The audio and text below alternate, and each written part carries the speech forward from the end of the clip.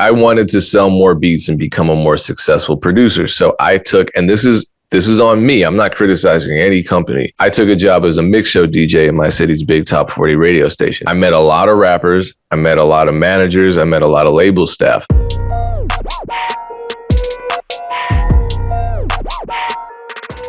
What is going down? It's the Music Entrepreneur Club podcast. I can't believe I introduced myself as DJ Payne last time. I think there's something going on with me. I'm going to get my head checked out. I'm going to get a CT scan and all that. This is DJ Payne 1. I'm here with Aaron Knight and Dame Ritter.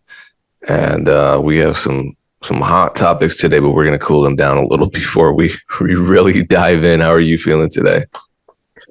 I'm feeling cool. I got my shout out to my man Barry Brewer. I only believe he got his merch on. He's a comedian. Although I don't know what this is supposed to be. Is it a style these days? Like I don't know. Like it's like it's like almost like a scarf or whatever. Do you know what I'm saying? Versus a hood. It's an N95 mask built in. I personally would prefer the hood, but it is a comfortable ass sweater, and it's for a good cause. Yeah, that's because you're in LA. I'm in Wisconsin. I would love a thicker hood. Yeah, no, I would prefer a hood. I just don't like this to me. Or whatever that is. I like whatever that is. I don't know. Like, are you supposed to? Yeah, I don't. So you cross it the same you would as if you're tightening a hoodie strap, and then you can put it up on your neck, and it keeps your neck and up to your ears warm. So it's almost like a scarf, and then you can still put a scarf under it if you want, but it just kind of gives you a slightly different look. Once you wash it once, or like it loosens up a bit, it'll sit a little bit nicer, but it's just a slightly different style. It's an elevated look, depending on the material, as if it stays up. So if he did the quality material, then it'll do right by you. I'm not gonna lie, I would store snacks in it. Okay, since we're shouting, okay, go ahead. Shout out the. No, just shout out to homie Barry. So Barry is a successful comedian. He's a star of a show called Bruh on BET Plus, and he's part of the whole crew is stupid. So shout out Barry. Appreciate the hoodie. It is comfortable. I just don't know what to do with this. Like this, it looks weird to me. I don't know if I'm supposed to do that. It looks kind of cool to me. You almost had it. You just gotta like swag it right, and you just gotta move it a little bit. But I'm wearing one of my favorite hoodies too. Shout out to Transformation Church. I've never had a hoodie like this.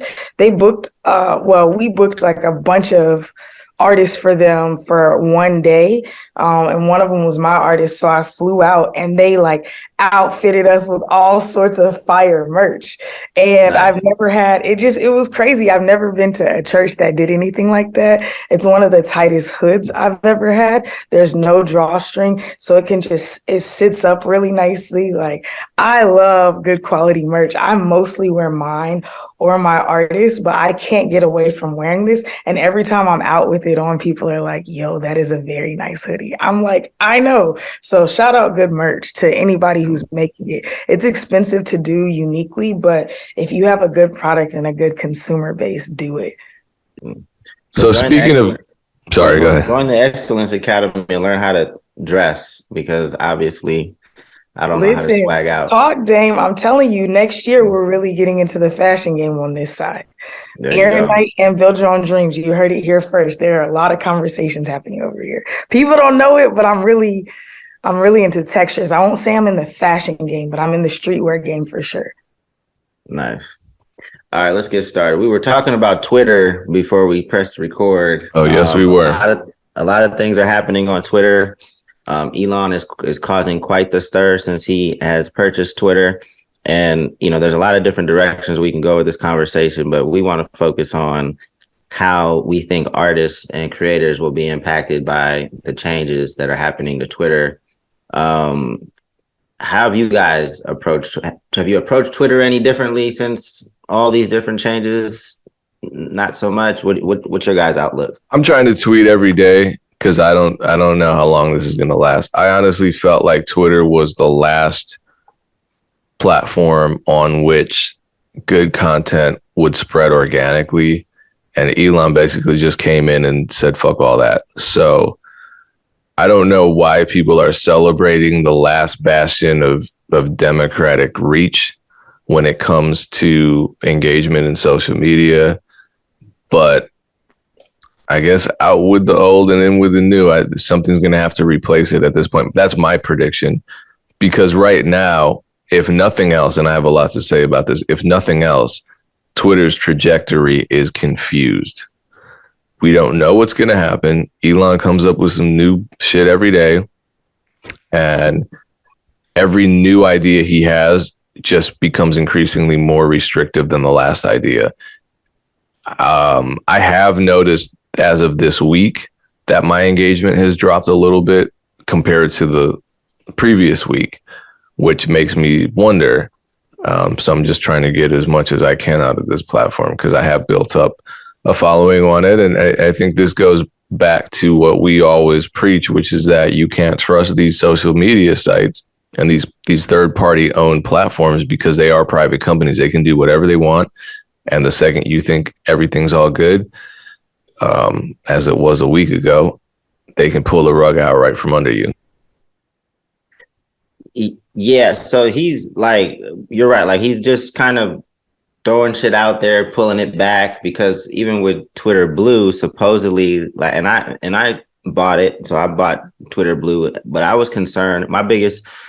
The biggest reason for doing that was because initially he said that if you didn't purchase it, like some of your reach will be restricted.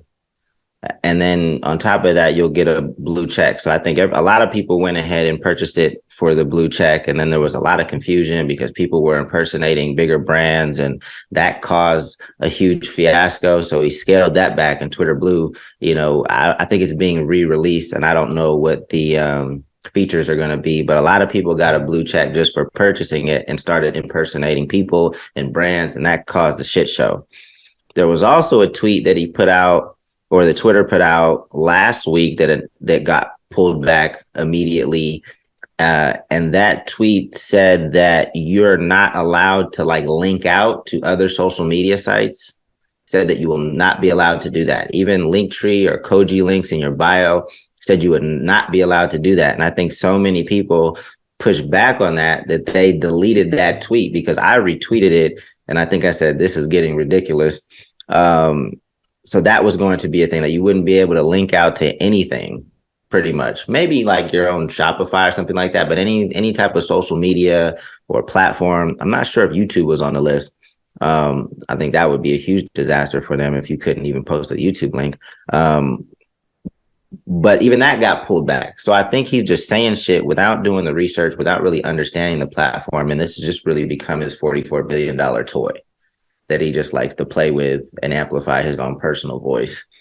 So I have no idea what's going to happen with Twitter.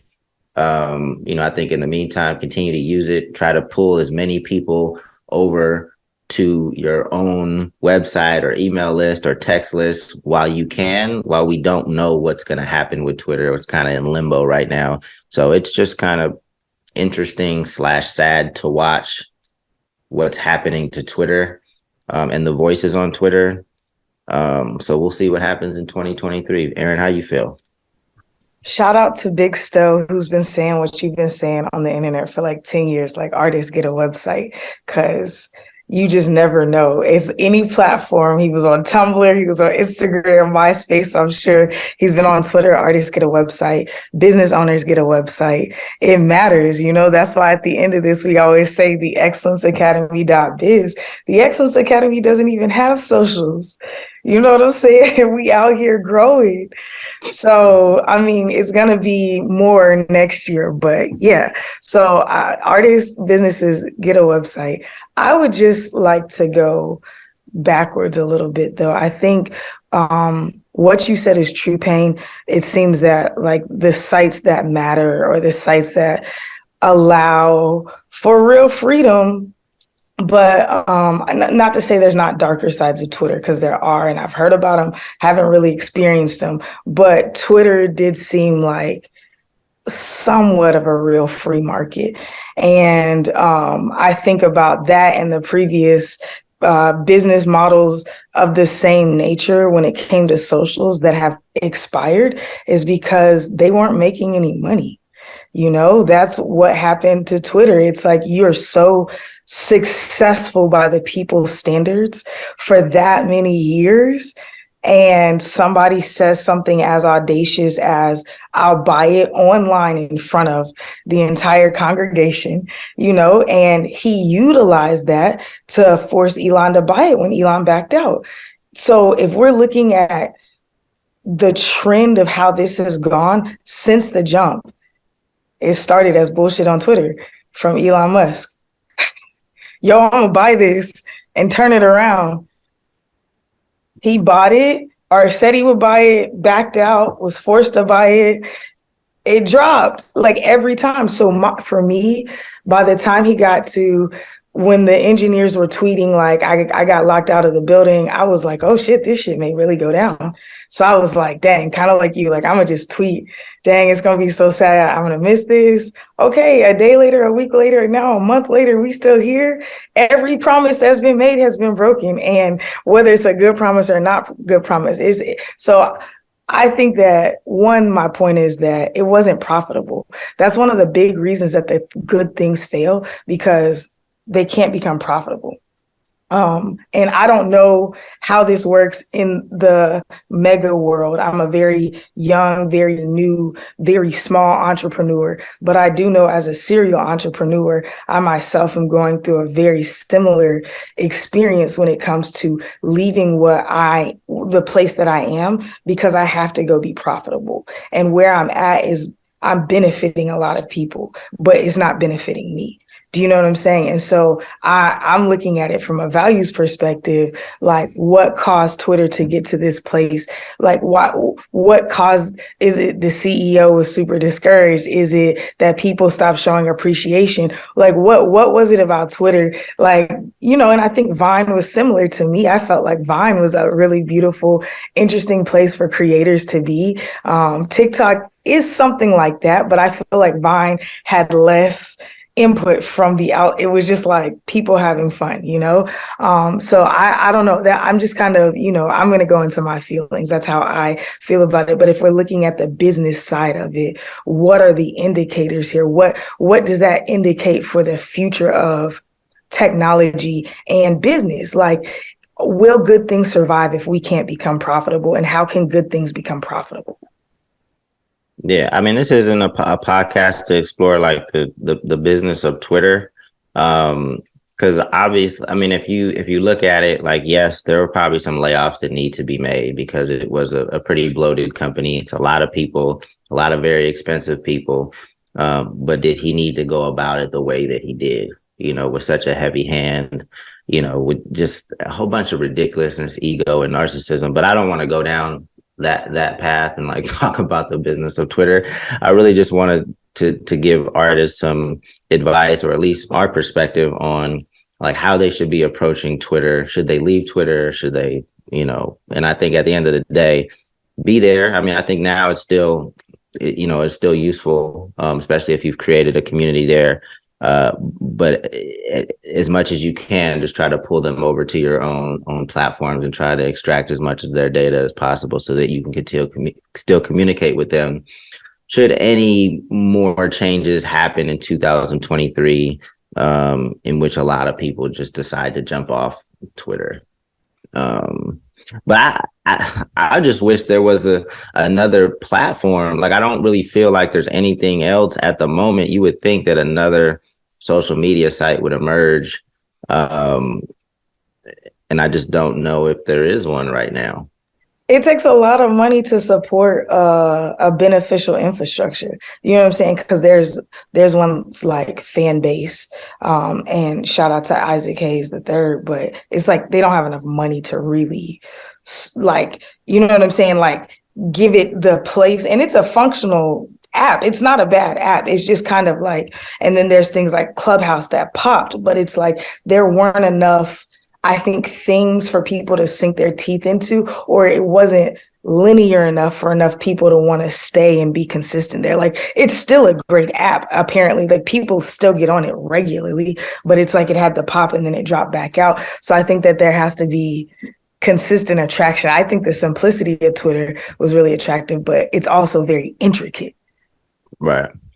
Yeah. I mean, I've had I don't think I'll I've tweeted about I'm not a fan of fan base. Me and Isaac had an exchange. I just don't. I think any social media platform, like you can't just your thing can't just be like, okay, let me mimic the things that these other platforms have and try to get creators to come over and bring their fans over. I think every social media platform that has existed, that has come up, has had something that drew the people first, right? Had some kind of interest, like whether it was the tech or something was cool or something was different. That drew the people over. It wasn't just like, oh, let me implement what Clubhouse has onto my platform, or like artists and creators don't need another place to bring their fans over to monetize. Like we have Patreon, we have so many platforms. Like that can't be the appeal, in my opinion. I don't. Well, in their defense, a lot of platforms are doing that with TikTok. I mean, literally every platform, from YouTube to Facebook to Instagram, stole the TikTok model and just called it Reels or Shorts or whatever. But they're existing. That they didn't start like that, right? They didn't. Right. I think he's just copying and pasting what popular brands are. So I get what you're saying. I agree. It's like you have to start with something that is its own, unique. Like it's swimming upstream, and then you can add the other features. I think it's just, that's the creative aspect that's missing. But I'm saying if it's just we need a substitute for Twitter, if that was the truth, we would all just be on Fanbase because there's those type of things there. Do you know what I'm saying? Because he has copied and pasted. Well, if he can capitalize on the vacuum left by Twitter, if Elon makes good on all of his promises, then maybe there is something there. I don't know. But those are just like features. Like what keeps people on Twitter right now is like the community they've built. Right. Like, so it's not really, you got to have something compelling to bring people over that, that they're going to leave that or do both at the same time. And I just don't see anything more creative than just kind of copy and paste features from other platforms and saying, hey, creators, come over here and monetize. Right. Because he was like, one of the things he was saying that got people excited was like, oh, if Cardi B came over, she would be making like X of millions of dollars a month. Right. Like, not really. Right. Because if that was really what she could be making, she would just make her own app. Right. Because there's no reason to bring Cardi's fans to Fanbase. She could bring her fans wherever she decided to bring them to. And if it really was, X millions of dollars a month, that's enough money to build your own app and to just have the Cardi B app. I do think there are benefits in partnership because you don't want to necessarily, you know what I'm saying, like have to reinvent the wheel. Example is La Russell with Even, and how he already has the relationship, his direct-to-fan relationship. He already has a website that people are active on, but he went to Even to sell his project because he was able to use their mechanisms to trigger everything instead of having to build something directly on his site. So I will say I agree with you, but partnerships make sense, especially when you don't want to have to be responsible for the build and all of the fallout from there. You would rather just pay a percentage to that person. So I'm agreeing with you, but there is space for things like that, even with creators who already have a dynamic relationship and a great fan base that would go directly to their own app. For sure. I'm all about partnership, but like to recreate what Fanbase has for one artist is not a difficult tech build. Like, just some audio, some posting capability, some video capability. Like you can do that with like Vimeo's infrastructure. Like it's not gonna take that much. Like we're talking with a company right now. We're trying to figure out like what type of game to launch for Big Ja. Like, it's not going to be that expensive. And if you're saying that I'm missing out on $5 million a month, that means I can put at least $5 million towards this. And if I put up $5 million, there's going to be the best of the best flocking to me to try to build this for me. Right.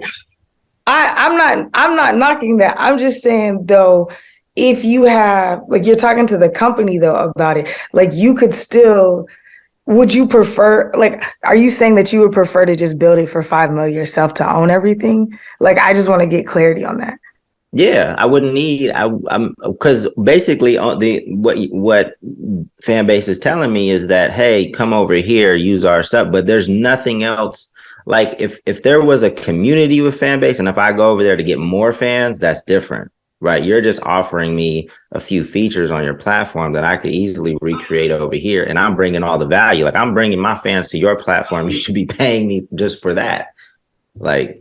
Right, but that's what I'm saying. Like, you don't see a value if they're a service, like, even again, right? So did you know Russell sold his, it's backed by the blockchain. Did you see that album that he dropped?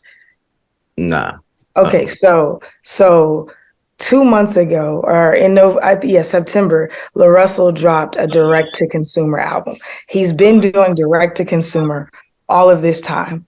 But on the app, Even, he dropped the album. And if you bought it on Even, you would get he would send you a CD. I'm looking at the CD right now. Payne, you may want to mute. So Russell goes direct to his fans already on his website. He goes directly. His fans can pay what they want already. He partnered with Even because it's backed on the blockchain, and immediately with the smart contract, everybody gets paid on every single transaction. So it just immediately goes into your account, right? So he did that also because he could incentivize fans. He said, if we sold 5,000, then I'm going to give everybody a percentage of the album. But if he sold that by himself on his website, it would be too difficult for him to try to manage all of those pieces. Do you know what I'm saying? So Even doesn't do anything but just provide that service. Russell brought all of the fans. He brought the merchandise, the fulfillment team, all of that. Even just has the platform that says, hey, I'm going to let you leverage this. You don't have to pay us anything up front. We'll take a percentage of y'all. You know what I'm saying? I just had a call with the company and they literally just take a flat percentage. That's it. They get paid out of the smart contract as well. Do you know what I'm saying? So it's like, that is a benefit. So what I'm saying is, I get why you would say fan sub doesn't make sense, but I do want to highlight for people, even if you have all of those components, partnerships do make sense, even if they're not bringing any fans over. Do you know what I'm saying? I think that makes a lot of sense, because it sounds like there's some tech that would be difficult for Russell to build as quickly as he probably wanted to put this project out. And it's he might come back to do this repeatedly, I'm not sure. But something like Fanbase is like a monthly subscription, right? So it's an ongoing, since this is going to be an investment and something that you're going to do for months and hopefully years, it's going to be a recurring subscription for your fans. So that's recurring revenue. And if there's going to be recurring revenue, then it makes more sense to build it yourself. And I think the point is taken too, that the benefit of social media is the social part, not necessarily the tech. So if the community isn't gravitating towards it already, that really you end up being at a disadvantage. But I mean, in terms of musicians and bringing it back to Twitter, we already know that the music world is rife with scams. Somehow, and this is the part that really throws me off.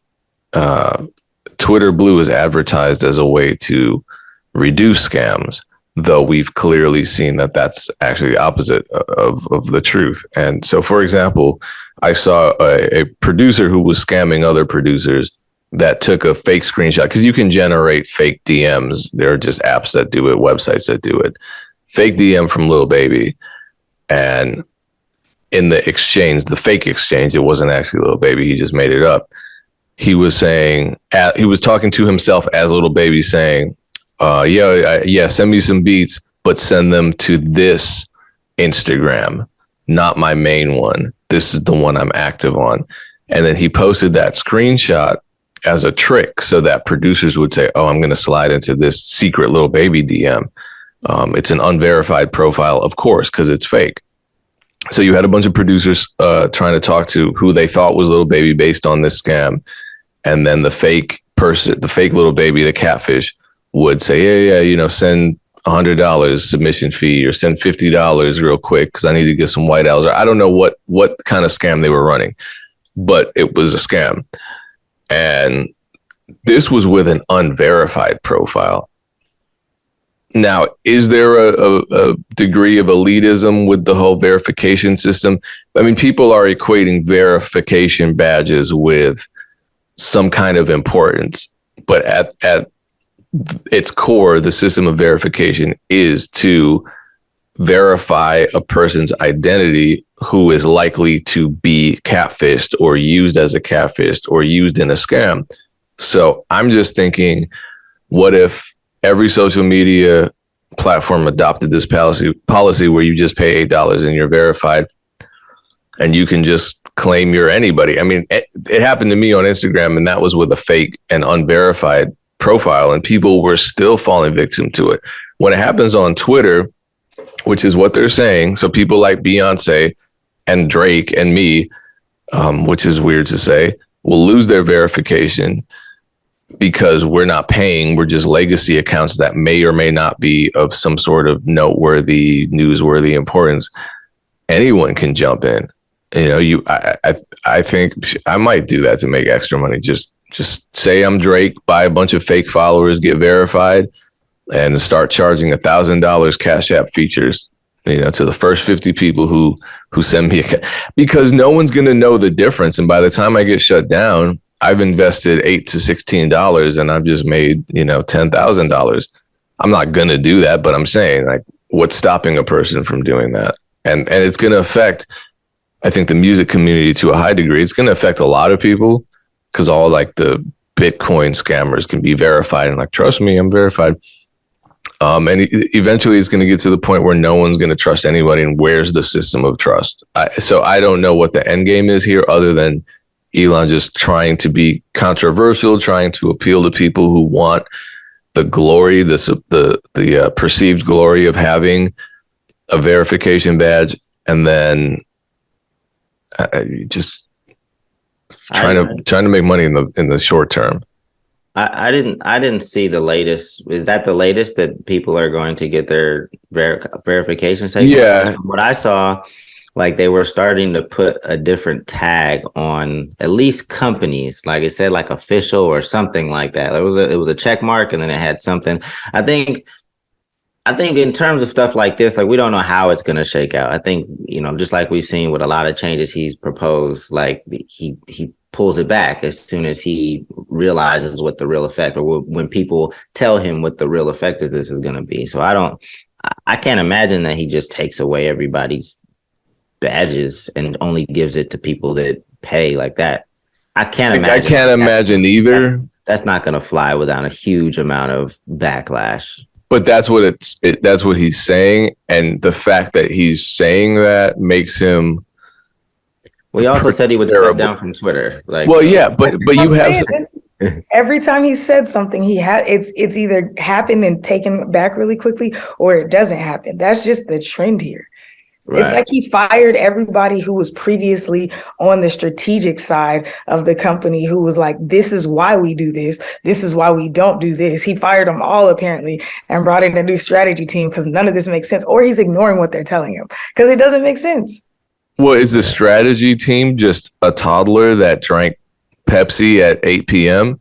I don't know what the strategy here is, because it just kind of seems like he's either pissing people off by saying stuff that no one wants to hear, or he's proving himself to be a liar time and time again. And either one is a terrible option as a CEO. But I think it's funny, it started off with, like, if you were, say, Beyonce, right? And Beyonce's not signing up for Twitter Blue.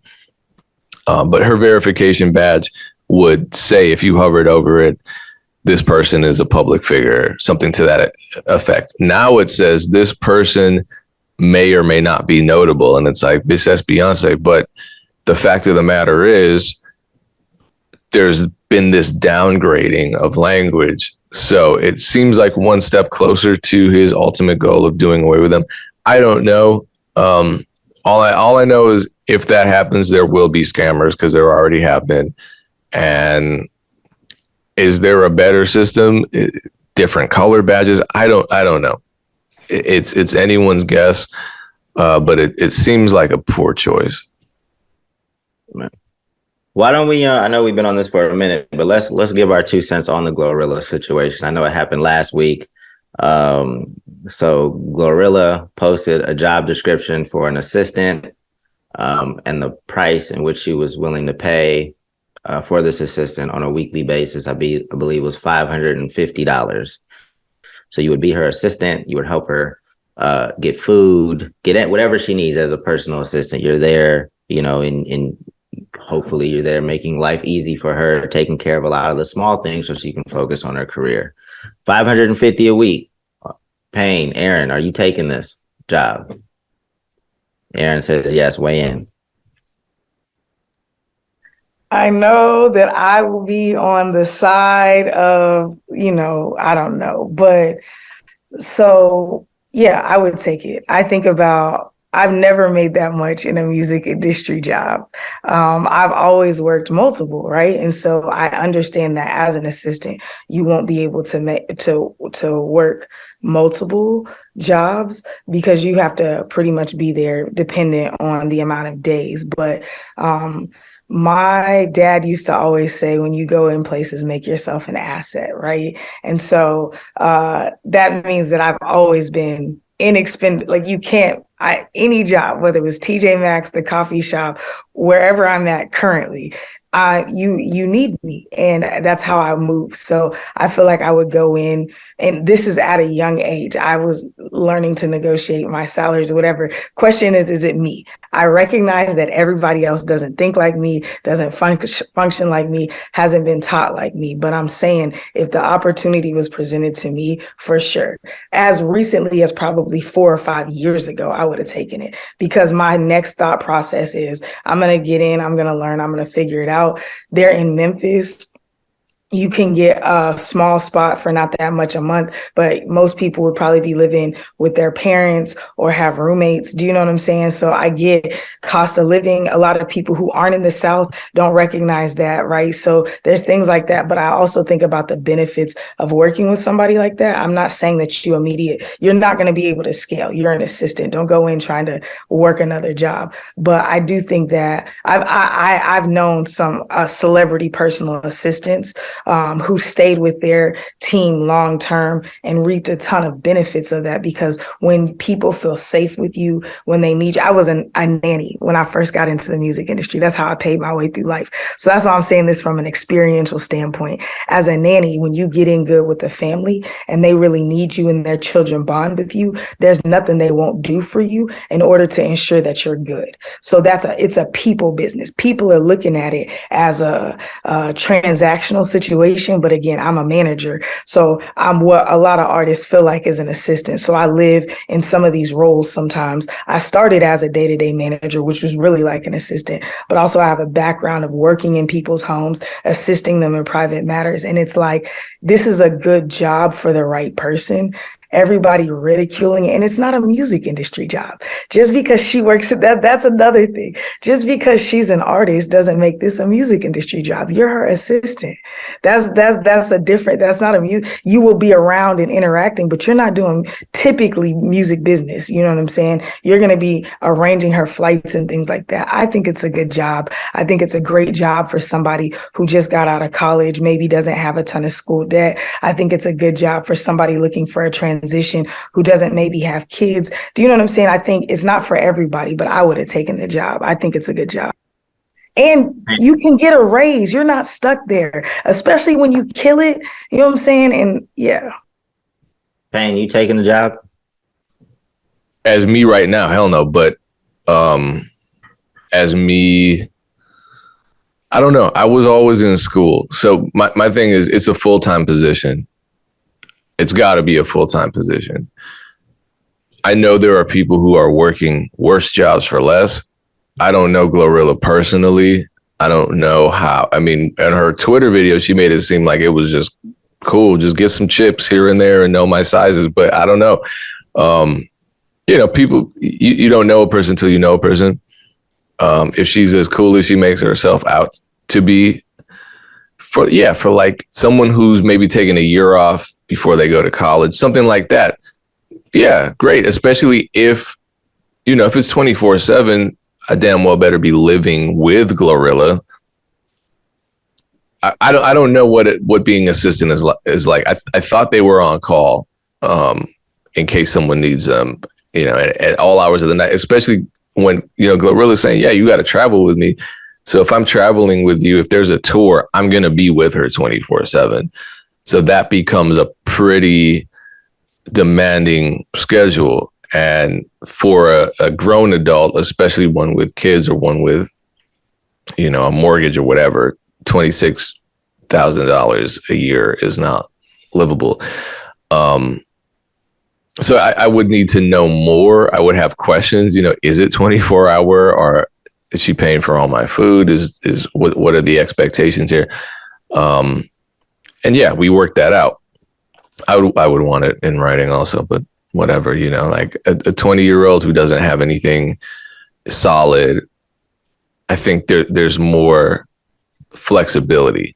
Now, what Aaron said, I really want to emphasize, which is that this is not a music industry position, because what I was seeing from there was backlash, but there were also a lot of people saying, you guys are crazy. This is a great opportunity. You get to work with one of the biggest rappers, and this can lead to a lot. I'm shaking my head just like Aaron, because let me tell you what I did way back. I wanted to sell more beats and become a more successful producer. So I took, and this is on me, I'm not criticizing any company. I took a job as a mix show DJ in my city's big top 40 radio station. I met a lot of rappers. I met a lot of managers. I met a lot of label staff, lots of great people, lots of great experience, people that I still have friendships with today. It helped me with my DJ brand because it was a position as a mix show DJ. Did it lead to any beat sales or placements? No, not at all. Now tell me if I'm wrong, because I could be, but if I'm trying to get on as a producer, would being Glorilla's assistant help me? If I'm trying, or a rapper? Stay far away. Like, that's one thing for me. Like, all of my artists, most of my artists have a day-to-day manager or an assistant. I have to vet them, you know what I'm saying? And every time I'm like, do you have any entertainment aspirations? And I'm on their Instagram, I'm on their TikTok, you are here. My assistant, she has a degree in music business. We are playing no games. You know what I'm saying? Like, if you want to, this is not a let me move up. I'm saying the opportunity is there. That's why I was like, there's a lot of opportunity here, but let me preface, it's not for you to move up. It's for you to grow interpersonal skills and to be working in a high level position as an entry level person. And that type of skill is extremely translatable, again, as somebody who had that experience in a different manner and is now translated that to a solid entrepreneur. But yeah, no, if you have any aspirations, even you on the radio show, like you said, I get so tired of meeting people who do one job and they're like, yo, but you got to check out my mixtape, or you got to check out my daughter who's an artist. Like, respectfully, sometimes I'll be at church and I'm like, I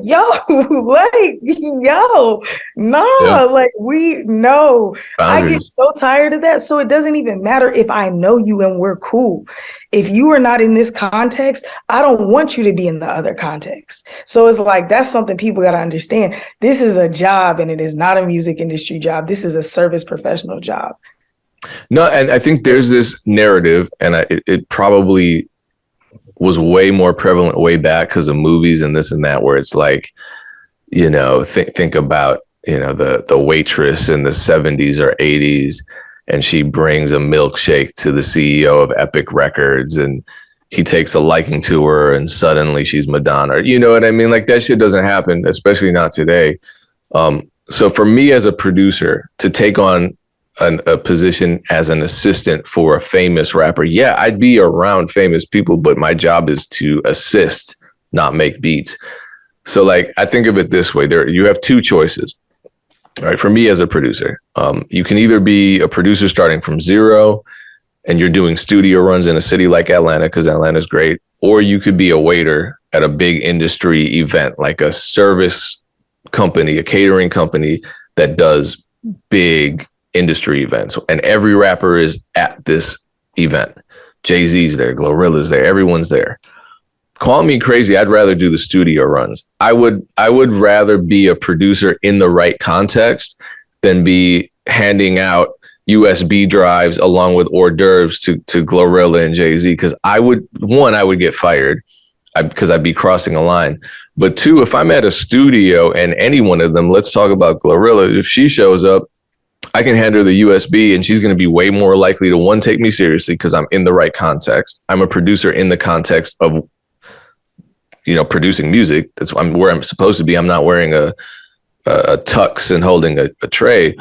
But also because, she's on the way to recording music. So the context makes sense for her too. So I think you can maybe find a way to parlay a low-paying personal assistant job into a networking opportunity. But you're networking in a way that's appropriate for your role. You're not networking with Yo Gotti and giving him beats because you're handing Glorilla a bag of chips that she asked you to get at 2 a.m. You know what I mean? It just doesn't work that way.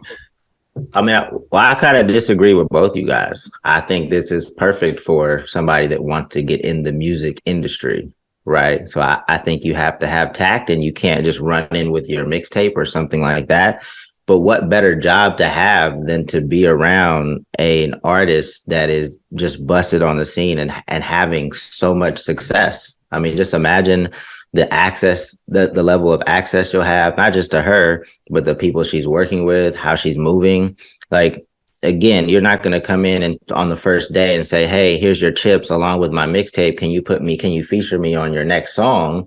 But this is the perfect position to be in. This is just like, anybody that's aspiring to be in the music industry should be around the music industry as much as possible to develop these relationships, right? So that's why it's better to work at Guitar Center than it would be to work at McDonald's, right? So this opportunity to me is an amazing opportunity for somebody that wants to get into the music industry. You just have to be patient, and you have to do your job well.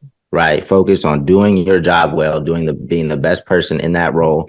Because even if you were a producer, right, you're going to develop such a relationship with Glorilla. You're going to be in the studio all the time with her. And let's just say a producer's late one day, or something happens where they don't have beats. And she noticed that you were working on your beats the other day because you guys shared a hotel room together. Eventually, there's going to be an opportunity to be like, hey, let me see what you're working on. And that might be an opportunity. So this, for sure, to me, is a music industry job and should only be pursued by somebody that has interest in the music industry. The only other person that would be interested in this role is somebody that wants to be a lifetime assistant. Like, if that's what you want to do, that's great. But I don't know that many people that just want to be an assistant and just grow as an assistant like forever. I mean, I'm sure there's people out there that do that. But for me, like, this is definitely a music industry job. It's something for somebody that's young, responsible. And you just have to, you just have to know like what your end goal is. Like, do you want to be a manager? Do you want to be a music exec? Like, and for any position in the music industry, I think this would be a great job. So I would take it if it was, if I was a young person trying to get in the music industry. I agree with that. I didn't say that it's not that's why I said I would have taken it 5 years ago. I'm just establishing that her assistant role isn't a music industry job, meaning that if stepping into the right context, if my assistant was trying to pass me a mixtape, I would be pissed. But you being interested in the music industry, or you wanting to get into it, working with me makes sense because you're going to work really well because you're trying to learn the game, hopefully. But I've also, 2 assistants ago, he was a rapper. And after about a month, he got bored and was like, damn, she's not really taking me to studio sessions like I thought. She got me going to the post office. And do you know what I'm saying? And he fell off. So that's what I'm saying. I'm saying know what the role is. This is not your entry point to being the biggest rapper in the world. This is your entry into understanding the dynamics, building a relationship. That's what I'm saying. I'm not disagreeing with you. I do think that there, in the appropriate time, there will be perks and benefits, but I'm saying that making sure that you're not seeing this as an entry level music position, therefore it's going to be the next step to where you're trying to go, because she's so in such close proximity to where you probably want to be. I think that it can miscontextualize the opportunity. Right. I think a lot of young people just aren't patient. It's very hard for me at this point to get good young people to help out with what we're doing, right? Because if they don't immediately get what they need, if they don't immediately get a shout out on Twitter or social media and start getting, they don't really see the value. Like the person that was a rapper that you said you had to let go, he was going to get an opportunity at some point to add value to what he wanted to do, selfishly. But because he got asked to go get some dry cleaning or go pick up some food, he couldn't connect that dot or be patient enough to get to the point where he could selfishly extracted what he needed for his individual journey. And I think a lot of young people just don't have that patience or can't see 5 steps ahead. They can only see what's in front of them. They can't see how that's going to connect to something else. And then eventually you get selfishly, it's not even selfish, you get what you need for your individual journey. And I think that's a shame, because so many people, they say they want to help, and as soon as we let them help, they become super unreliable, maybe because they get frustrated, or maybe because they thought, the job was something and it turned out to be something else, or they just weren't patient enough, like I said. I think it's the artist thing too. Their access, they think when they are that's why people DM us. They think that the moment that they're in proximity to us, they get all of the access that we have. And it's we wouldn't be here if we functioned like that. There's no prudence there. But like you said, they lack patience. They lack foresight. They lack understanding. They just want it instantaneously. The microwave society. And it's in fact, the kid met me backstage at at an event. And so I think that's what he thought. We were just going to be pulling up back, because he always would text me yo, do you know any events coming up in the city? And I was like, no, I don't go out unless I'm getting paid. And I didn't get it till after I fired him. He was thinking that I was just out networking and hanging out and leaving him. I'm not out. Unless I'm working, I'm not out. And so, they just don't get it. That's such a good point. They lack patience, Dane. Yeah. Well, I think artists in general lack patience. If you're an aspiring creative, I don't think there's anything. One, creatives are notoriously bad at logistics and organization. Not all of them. So being a personal assistant, I don't know, maybe not the best place for someone like that. But the other thing too is as artists, we either want to be making art or getting validation from, bringing that art to people. So I can see a very unique and rare person who has the time, who doesn't have a need for a good paying job, who doesn't have the need to be creating 24/7 because they're going to be beholden to Glorilla's schedule, who is patient enough to see some sort of end game, who isn't oh my God, I'm wasting my youth right now when I could be creating content, which I think is a clearer path to success than being an assistant. I will stand by that, because there really are no guarantees, But you might doesn't want to be an artist. No. I'm speaking. You know what I'm saying?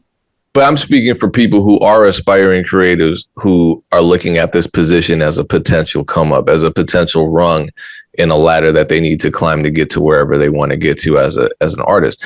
Because I agree with Dame in the sense that I think this is a position that really would I don't think it would only appeal to, I think it's largely appealing to people who are into music or the music business or the entertainment industry, but probably not for the reasons that would make the most sense for actually gaining that position.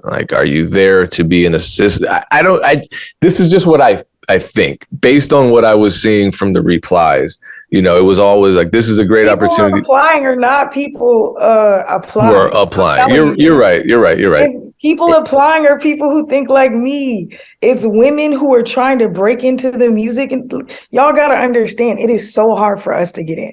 That's what I'm saying. This job for me seems perfect. It's with a Black woman who seems like she's a decent human being and is asking me to be an assistant. I'm there all day, every day, because me, again, long term, want to be a day-to-day manager. Long term, want to be a music executive. Me getting in with Glorilla means that my future could be us being business partners if I start right, if I stay right, if I think right. Do you know what I'm saying? Like, this is a great position in my opinion, but I recognize that people like me are not the vocal majority. Right. That's why I'm giving this perspective, because I saw so many people, especially men, commenting on this. And I'm saying, for a Black woman in the industry, this is a perfect role. Yeah, a lot of people were commenting that even outside of the music industry, like they need to stop commenting because they don't really understand the value of this role.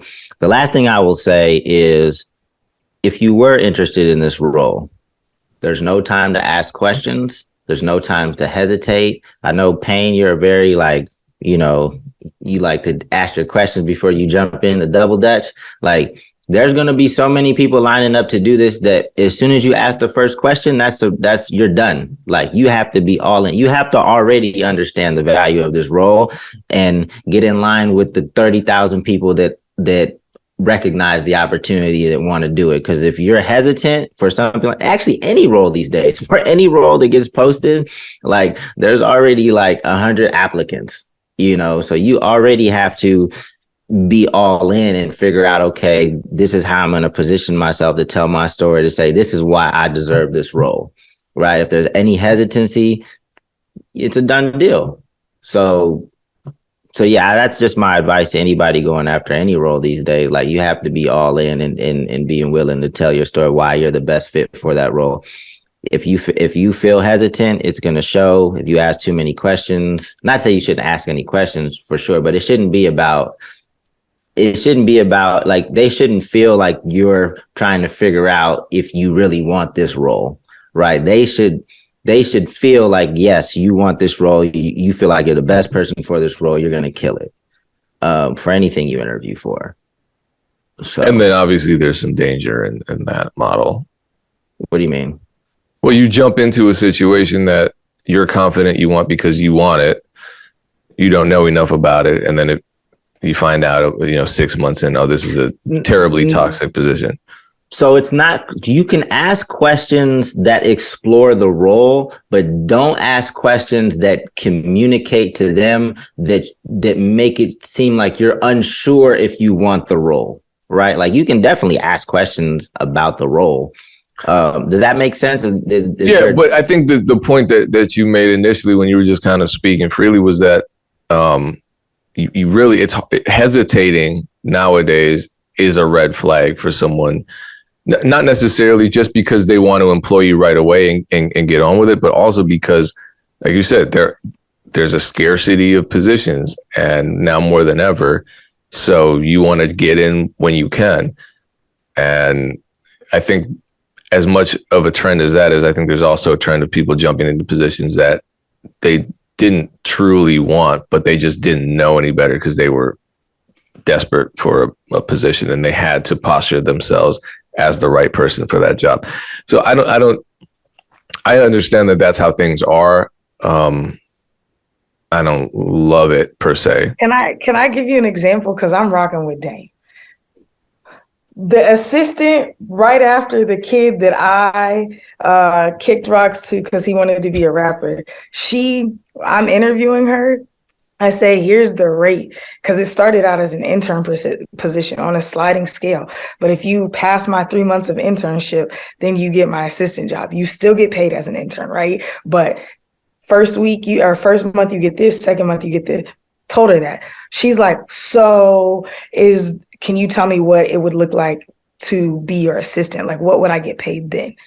That immediately turned me off because she was insinuating that the intern amount wasn't enough and she would only say yes to the internship if she knew what she was going to get there. My thing is, there's literally 10 other people I have to interview today trying to get this job because people want to work in the music industry.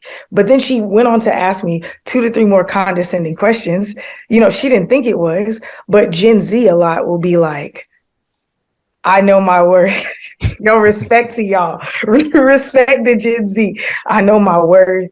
I need to take a mental health day. That's not what this is. Like, you are an intern, you know what I'm saying? And that's the energy that I feel like a lot of young people come with. So like, they feel like they are in a place of power where they can negotiate. And it's like, respect to y'all. You should be treated as human beings, but this is not that. We have the prize role. You need us. And so I think that's where we have to encourage people. So I hear Dame, because I have to interview a lot of people. I do a lot of internship people. You know what I'm saying? I think you as a sane, well-adjusted adult is like, don't jump into something out of desperation, which I value. But as young people who don't know themselves, who be trying to spit game, and because they saw something on TikTok and they watched this influencer who left their job on YouTube, I'm like, this is not that. Do you want this job or do you not? This is a good position. If it doesn't work out, cool, quit. But don't slow me up here in this situation like I owe you an explanation on the ramifications of this job. Do you know what I'm saying? No, I think that, yeah, you either have social graces or you don't. And that shows when you interview. I'm saying the overall context of there being this need to make rash decisions isn't great for anybody, because it's not great for you either. If you hire someone who's like, no, I need this position, I'm more excited about getting the position. So that excitement shines through. Because I've interviewed people too back in my former life, and there were people who were very passionate, and you're like, okay, I love that passion, I'm going to hire them. They were terrible at the job, and it actually ultimately led to more of a problem for them because they got fired unexpectedly, and then us because it's like, shit, now we got to scramble. So I think the overall, I don't think it's bad to interview and be passionate and not be an asshole and say, okay, well, is this job really beneath me, or is it what? Yeah, I'm on Twitter all day getting cussed out by people calling me an old head just because I say common sense shit like, hey, don't be an asshole. But I think the overall context can create and has created kind of a negative landscape for a lot of people in a lot of positions. But so it's not. So again, it's not a rash decision, right? It's somebody that, like, let's just say this Glorilla role, right? It's somebody that already knows the value of this role and communicates that through the interview, versus somebody that comes in interviews and it's still kind of, you can sense that they're still kind of skeptical of like, oh, is this something that I really want to do? Right. So that those are two different experiences, and you can, whether somebody says something directly, or you can sense that when you're interviewing a person. So what I'm saying is that you should know that this is something that you really want to do going into it. And you should already understand the value that you're going to extract in the near term and long term, and how you're going to play it, like going into it. So I don't think it's like making a quick decision. It's just having the knowledge of listening to this podcast before you go into an interview. And I know this podcast is getting long. The last thing I will say, because even with my experience at BeatStars, like I'd experience, obviously there's a lot of young people that work there. And I am both, like, sometimes I want to give young people advice, and sometimes I'm jealous of the boundaries that they get to set these days. Right? Like I think a few different times, like I sent an email and they were like, this is young people, more junior people. They're like, oh, I'm leaving at 5:00. And in my mind, like, I've never really had the opportunity. I've never had a 9 to 5. Even when I was in the corporate world, I've never worked 40 hours. It was always 50, 60, 70 hours. And then I got into the internet.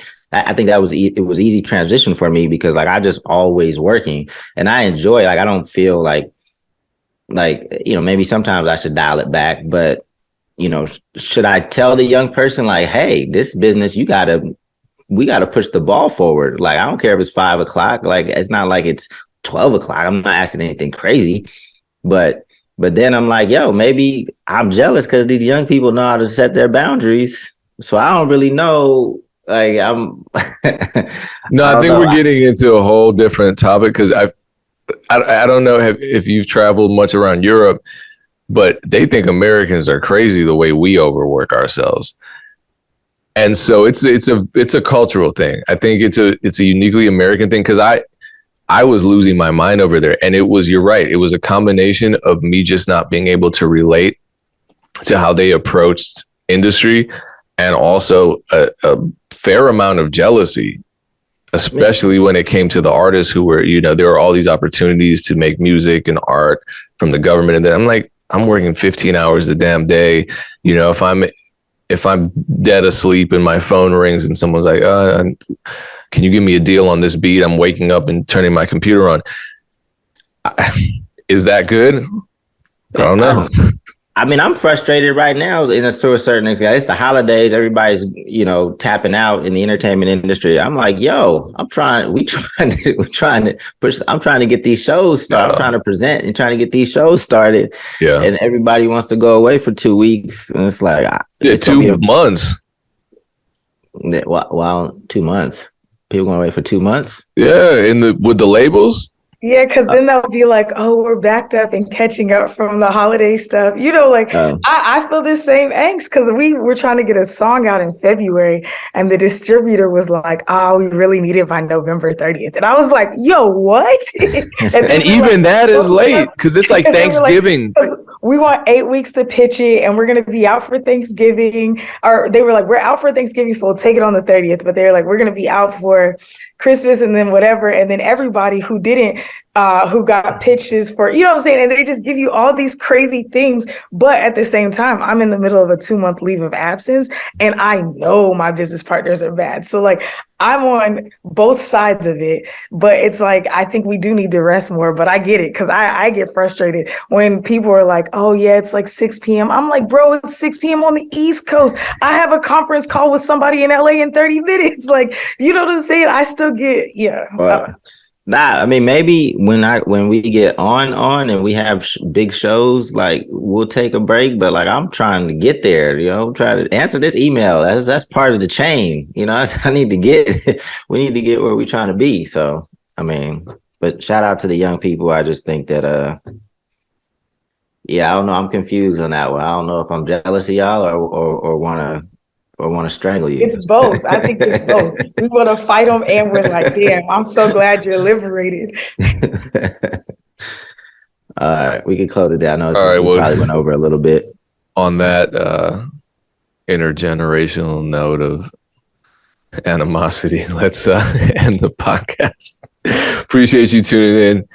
Join the Excellence Academy. I feel like I think I'm just gonna have to join at some point, and then maybe I can like convince myself. You gotta pay, Payne. You gotta pay. Yeah, it's like Twitter Blue. Can I get verified on the Excellence Academy? You're already verified. I already told them y'all are gonna be some of the first guests right after we relaunch. Oh, then Dame and I are worse than the Glorilla people because we just want our gratification now. Y'all can come on now because I still love it now, but it's not as we just met for the last time last night though. So you can come on anytime in January and see it. But I feel like by the time we hit February, the regeneration of it, now is the fun coaching. You get to hang out with Aaron. Next time, it's going to be the lights, camera, action with y'all, the superstars. Erin's good at her job. Look at how she's hyping us up. All right. ExcellenceAcademy.biz. We'll be back same time, same place next week on the Music Entrepreneur Club podcast. Peace. Peace.